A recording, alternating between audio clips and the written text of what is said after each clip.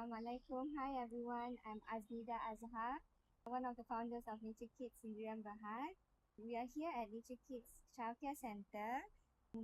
Today we have Mrs Ennie Yong. As parents and educators, we would like to give the best support for our children, and speech development can be confusing. And hence today, that's why we bring an expert, Mrs Ennie Yong here, to understand what is speech delay and when to observe and when to act. Mrs. Ennie Yong, we are so grateful to have you here. Can you introduce yourself and share with us what's your experience? Okay. Hi, everyone. It's a pleasure to be here in Naturekids. First of all, my name is Annie, and I am a speech and language therapist.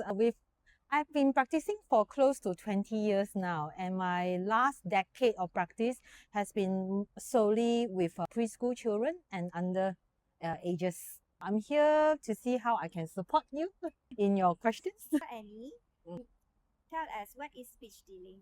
Actually, speech delay, right, is a very commonly used term, but actually it's not a diagnosis. What we understand by speech delay here encompasses a lot of things. That means the child has a delay in acquiring speech, language that is not following the milestones of a neurotypical development. Okay, what is that milestone at age 1, 2, 3, and 4? A very simple trigger to remember what kind of milestone your child should be having is that at 1 year old, your child should be speaking at least one word level. So they can have multiple single words at 1 year old. At 2 years old, they should have put together 2-word sentences already. So for example, take ball, 1 milk. Those are 2-word sentences. 2 years old, they should already have 2 words. At 3 years old, they should be having at least 3-word sentences. Mommy take ball. These are 3-word sentences. At 4 years old, then they should have 4-word sentence. You can see how this is a simple trick how you can remember that the typical milestone. And one is very important is that at all these ages, at 1 year old, mostly they might have the nouns, the name of objects, they may know that first. But by the time they are closing to 2, they will have a lot of action words. Eat, drink, run, and so on. And they also pick up adjectives as well by 2 years old, which means, for example, big and small. That's how they can build multiple sentences. One of the very important things to look at as well, as they grow, they should have many different groups of words, not just name of objects, but also action words, adjectives such as big, small, pretty, tall, and thin, and so on. They also have other words, for example, nouns, are, you. They also should have conjunctions, but, then, and so on. So as they grow older, these are the words they will combine. Is the difference between speech delay and language delay? Like I mentioned just now, usually in Malaysia, what we use as speech delay encompasses everything. But there is a difference between what is speech and what is language. But speech here means speech delay here, we are using inclusive of the language delay. But let's separate it out, okay? So let's look at what is speech. Speech is our utterance in the way that we speak words. As I'm speaking to you, I'm using speech. Language doesn't have to be just words, just spoken words. Language can be written, language can be thoughts, language are vocabularies, are things that you understand as well. Sometimes you can see that some children may have what you call speech delay, as in they may not acquire the speech according to milestones, but then they may have very good vocabulary or understand a lot of things, we have to look and see if there's any significant differences between the speech and the language. And usually we have to do an assessment to look at both the speech and the language to see whether or not how much of a difference it is, or is there any difference. Sometimes in certain cases we might find that, hey, the child may have, let's say, a speech milestone of, let's say, 1.5 years old or 2 years old. But the language wise in terms of vocabulary can be 4 years old, so that's why we have to look into that. Okay. Some parents, they say, oh, boys normally talk later than girls. It's normal, girls are way faster. Is it true or is it a myth? Let's start. What is truth? The fact is that, yes, there are more boys who may speak later than girls, but everyone should still follow the typical developmental milestone, which means that usually the typical developmental milestones that you can see, they have a grace period of 6 months. For example, if you were to acquire first words, generally happens between 12 to 18 months old. So some people may acquire the speech at 12 months old. That's typical. Some children may acquire the speech at 14 months. First word at 14 months old. That's also typical. 16 months old, typical as well. 18 months old, first word, also typical. So there's a grace period of 6 months. Whether boys or girls, they need to follow this milestone. But if let's say by 18 months, whether you're a boy or a girl and you don't have any first words, then that's not typical. Okay? Okay, since you mentioned all the 4 milestones, when should parents start being concerned? Okay, so what I think parents need to be aware of is where their child is at the milestone. Okay, so there are a lot of like speech and language milestones out there, or now with the internet at the click of the finger, right, you can actually access all this very much. Okay, so you can just try to Google one and see where your child is at. If, like I say, in a milestone, you should be able to hit that milestone with a grace period of plus minus 6 months. If you are outside of the 6 months and it's quite a lot, then that's where you need to be concerned. For example, let me give an example, because usually a lot of people are not concerned when the child is young. Okay, so say for example, at 2 years old, your child does not have any words yet. Yes, you should be concerned. Okay, if your child at 2 years old pointing more than using words, have some words, but just pointing more than using words, yes, you should be concerned too. So these are the examples. Is that also included as a red flags, or can you help list down all the red flags that require immediate attention? Okay, so generally, red flags, there's a lot, because red flags is depending on the age. Okay, let's just put an example. Okay, if let's say at 1.5 years old, your child has no sound, okay, or just vocalization, no babbling, no mama, papa, ba. Yes, at 1.5 years old, that's a red flag. Okay, and 1.5 years old, if your child does not have any single words at all that's meaningful, mama, okay, nen. What we mean by meaningful is that the words mean specifically for something. Papa, it's specifically for papa kind of thing. So by 1.5 years old, if your child does not have those words, then yes. Okay. No. Babbling, yes. So babbling age is actually between 6 to 9 months old. So then let's look at the 1 to 1.5 years old. Okay. Then if let's say by 2 years old, your child is only speaking single words, no sentences, that's one of the red flags. So if let's say by 3 years old, your child is not trying to participate in conversation, or your child is not speaking in sentences or trying to tell stories, okay, with you, then that's also another red flag. Okay, I'm just looking at speech and language here because there are other things that are correlated, for example, play skills and so on as well. But let's focus on just that. If let's say by 4 years old, most people, let's say you are speaking, so that there's a delay already if you're not speaking up to that milestone. But if let's say your child is speaking by 4 years old, they should have much clearer speech. A little bit of like unclear pronunciation here and there is actually normal. But if let's say most people cannot understand what your child says by 4 years old, that's also a red flag. Because the speech should be clear but understood by most people by the time they are 4 years old. Okay? But what if the child understands you, but he doesn't really speak that much? Okay, then there's also a red flag, because a lot of people think that, oh, he understands, he can follow my instruction, he can do the things, It has to be both. I told you, the speech and the language has to go hand in hand. It's very normal for them to understand more than they speak, okay? But it should be, for example, if this is your understanding level, the child, and the speech level should be very close by. It should not have a significant gap like this. It should be like, okay, I understand more, but also starting to pick up those words. In actual fact, a child can learn 40 new words in a week. In a month, they can actually develop about 200 words.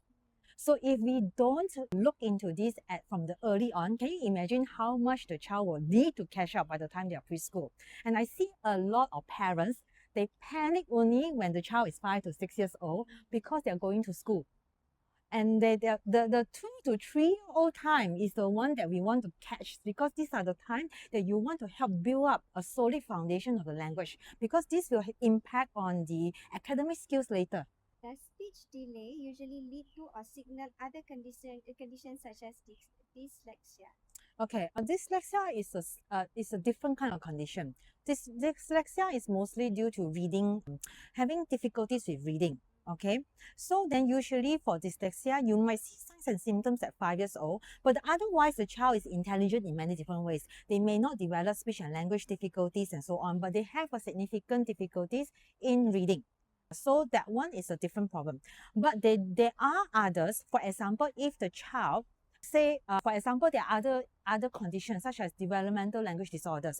These children, you can see that they struggle with language, they struggle with speech, they struggle with putting together sentences, and this can also impact reading.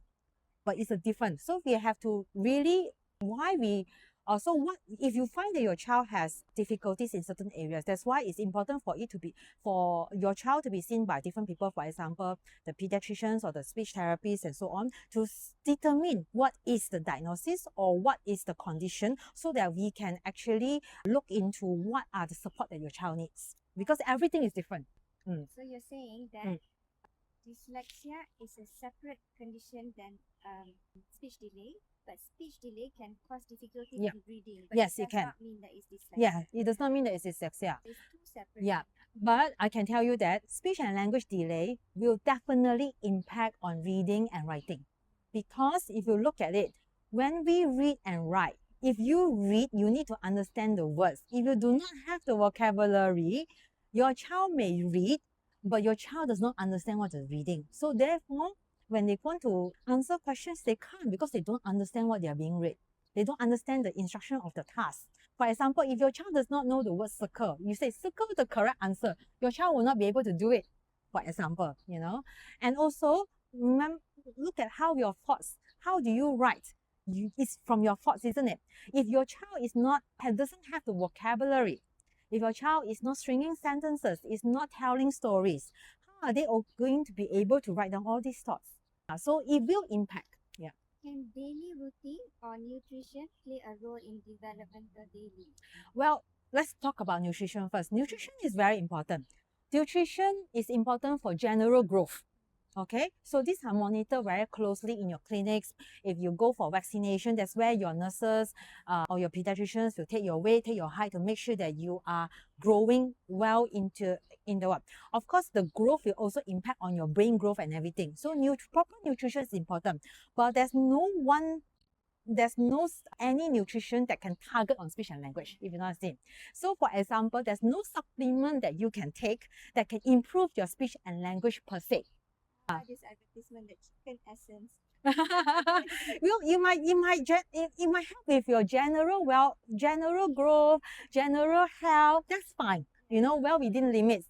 But there's nothing that, you know, if let's say somebody is advertising and say that this supplement targets speech and language growth, if there's such thing, I would have sold them long time ago and make money out of it. The fact that I cannot sell them means that it's not legitimate. Okay. Yes.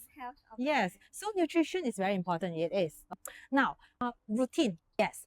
How your children learn is actually based on the daily routine. Daily routine will make a significant, I would say difference, or it contributes to their learning. So how children learn, they watch what adults do. You know, so like for example, children, their first play is about eating. Why? Because this is part of their daily routine. Mealtime is their daily routine. Or they might imitate cooking. Why? Because they see their mothers cooking, they see their helpers cooking and whatsoever. They might sweep the floor because they see people sweep the floor. So these are the daily routines, you know, that will help shape their experiences and the words that they learn. Screen time. Oh, okay. Right. Okay. It's now part of this current recent times daily routine. Okay. Okay, now screen time. If we were to talk very briefly about screen time, screen time is not a bad thing, but it needs to have a guideline. Nothing is a bad thing, but overusing, overindulging it will be bad. Yes. So for example, if you want to look at what is healthy screen time, you can follow the American Pediatric Association. They have a guideline for screen time for different ages, for young children, you know. So by right, children under the age of 2 should not be exposed to any screen at all. I know it's very difficult, you know, by right.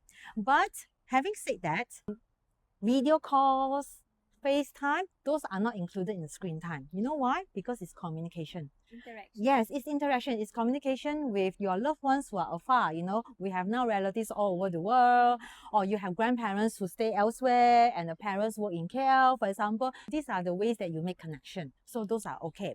But there are rules of how much screen time a person should have within a day. And now, some people, I have heard a lot of parents who say this, but my child learned a lot of words from screen. That's true. They learn a lot of words from screen, you know. But you see, whatever that they are learning, right, is very static. Because the way the screen say things, right, or whatever videos are, is repetitive. So it's easy for them to learn. But they don't learn the interaction of how to use words. And those are the ones that you want to concentrate on. While your child can learn the words from the screen, what they need to learn is how to use them in their daily life. Because if not, right, then their words will be confined to whatever that screen has, that particular TV program or YouTube or whatsoever have, you know. So the interaction is becomes static. Another main concern when it comes to screen, okay, if we were to touch it very briefly, is that because they're so used to being entertained by screen, it also disrupts their focus. Anything that is boring, they don't have the attention for it.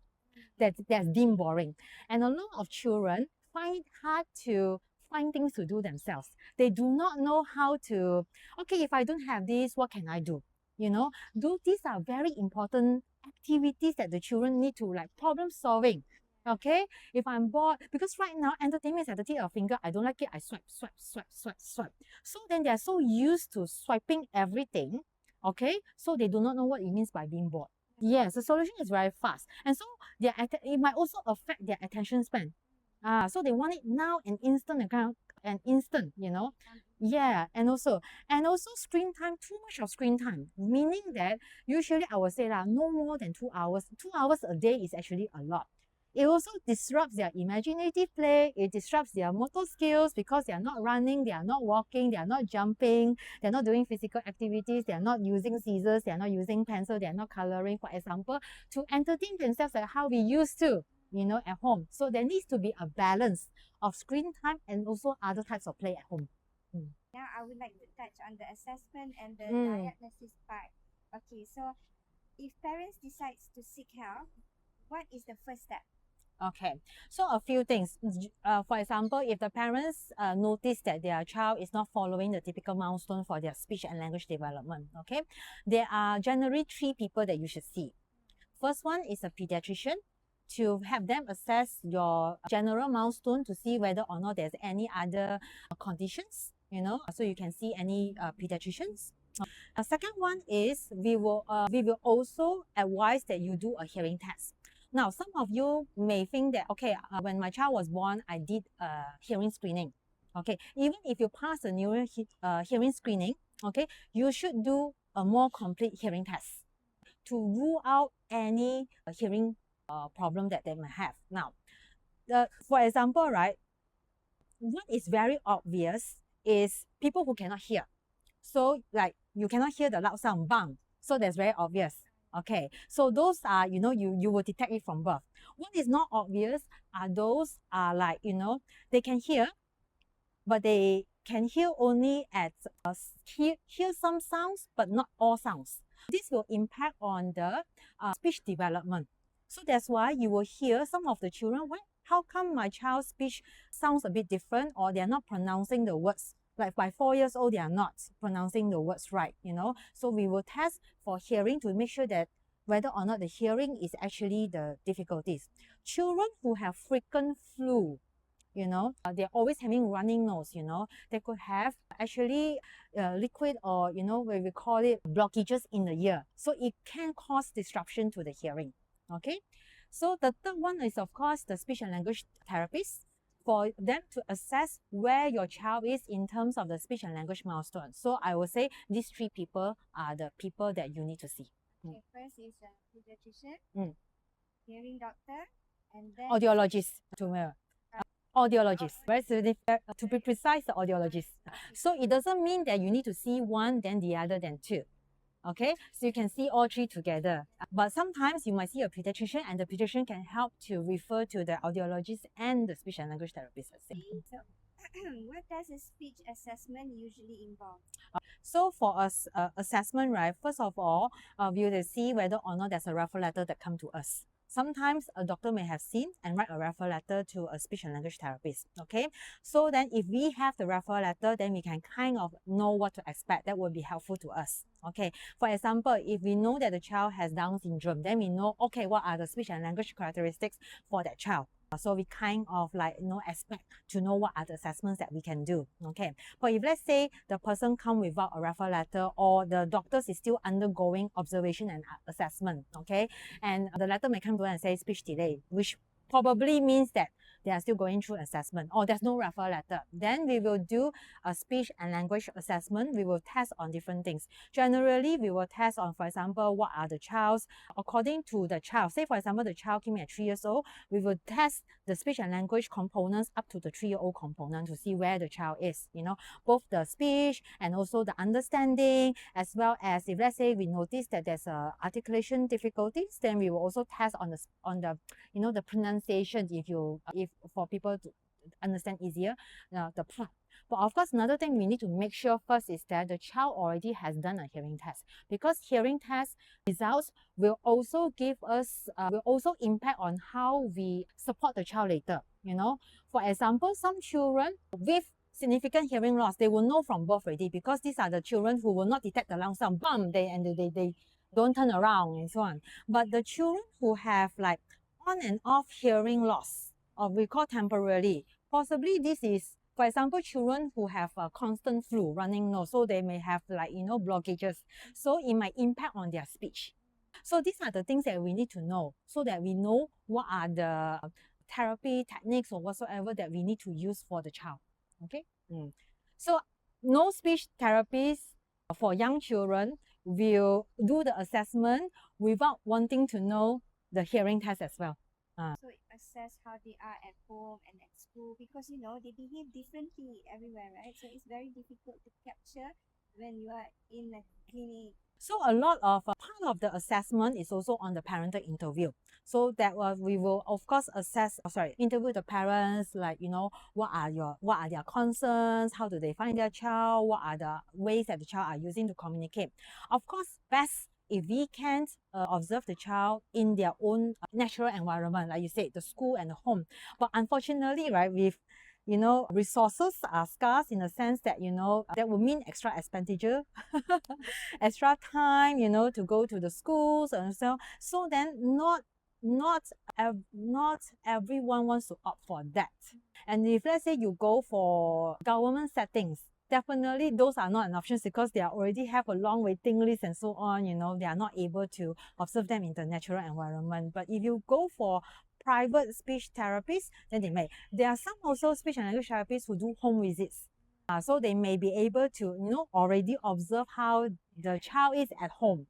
So we just have to be very, look at what are the available resources and make the best out of it in coming to like recognizing or identifying the support that your child needs. Support and government resources. All right. What government support options are available in Malaysia? Well, generally, if you're looking into pediatricians, audiologists, speech and language therapists, most major hospitals will have all these specialist services available. So most major hospitals will have them. Some clinic kesihatan may also have some of them, not all. But the problem is, of course, with the speech and language therapists is the waiting list. Yeah, so then the waiting list can be significantly long. So these are the challenges when it comes to government setting. Yeah. Is there any financial assistance or subsidy that parents can apply for? You apply for you're talking about for private settings, or yeah, the government is almost like free, or if not, you pay 5 ringgit. Speech delay. To have a OKU, usually the doctor or somebody, depending on the conditions, they will have different specialists who will determine the diagnosis, and then after that they can sign the OKU form.